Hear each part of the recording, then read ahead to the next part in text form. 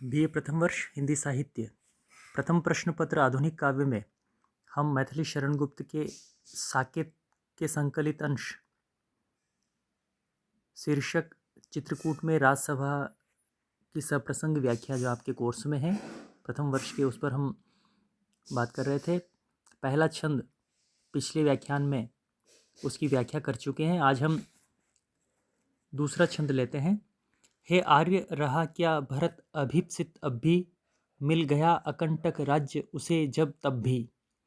पाया तुमने तरु तले अरण्य बसेरा, रह गया अभीप्सित शेष तथपि क्या मेरा।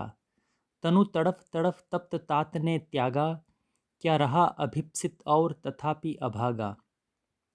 हाँ इसी अयश के हेतु जन्म था मेरा, निज जननी ही के हाथ हनन था मेरा। अब कौन अभीप्सित और आर्य यह वह किसका, संसार नष्ट है भ्रष्ट हुआ घर जिसका।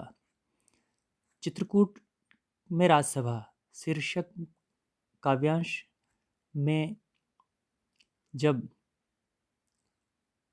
सभी अयोध्यावासी और राजपरिवार राम को मनाकर वापस ले जाने के लिए आते हैं और राम भरत से आने का प्रयोजन पूछते हैं, तो उसी बात का जवाब भरत बड़े ही शांत और शालीन तरीके से ये कहते हुए कहते हैं कि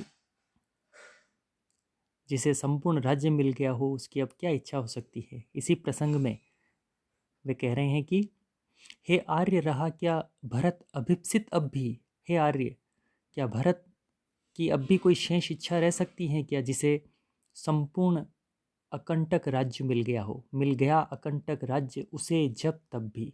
यहाँ पर एक तरह से वह आत्मग्लानि युक्त व्यंग्यार्थ कर रहे हैं कि जिस आदमी को अकंटक राज्य मिल गया हो उसकी शेष इच्छा क्या रह सकती है। पाया तुमने तरु तले अरण्य बसेरा। हे राम, आपने जंगलों में पेड़ों के नीचे रहना स्वीकार किया। रह गया अभीप्सित शेष तथपि क्या मेरा। इसके बाद भी कोई मेरी इच्छा शेष रह सकती है क्या। तनु तड़प तड़प तप्त तात ने त्यागा। पिता ने आपकी याद में तड़प कर प्राण त्याग दिए। क्या रहा अभीप्सित और तथापि अभागा। उसके बाद भी मुझ जैसा अभागा व्यक्ति की कोई इच्छा बाकी रह सकती है।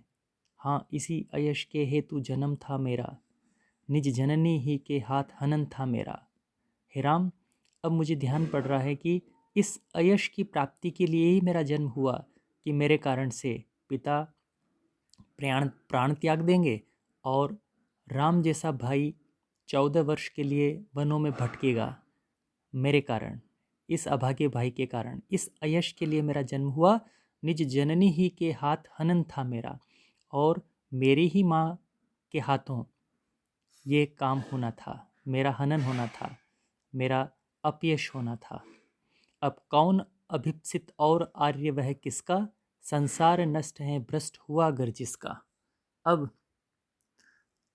वह कौन है आर्य, कौन तो आर्य हैं और कौन वह, किसके लिए पूछते हो कि अब शेष इच्छा क्या है। जिसका घर नष्ट हो गया, जो स्वयं एक तरह से संसार की नज़रों में घिर गया, उसकी क्या तो इच्छा रह सकती हैं। और वह कहाँ का श्रेष्ठ, वह किस दृष्टि से आर्य कहने का हक रखता है। अर्थात अब कुछ भी नहीं बचा है। प्रस्तुत छंद में भरत की कलुषता रहित प्रवृत्ति और उसकी निर्मलता और स्वयं को उलाहना देकर वह सभासदों को और राम को सोचने पर बाध्य करने का प्रयास कर रहे हैं। भरत के वचनों में राम के प्रति श्रद्धा, माता कैकेयी के प्रति व्यंग्य स्पष्ट झलक रहा है। संपूर्ण अवतरण संस्कृतमय परिनिष्ठित खड़ी बोली में है, जो कि द्विवेदी युगीन काव्य की विशेषता थी। संपूर्ण छंद में अनुप्रास अलंकार हैं, प्रश्नमूलक शैली है, आत्मकथा युक्त शैली में छंद कहा गया है।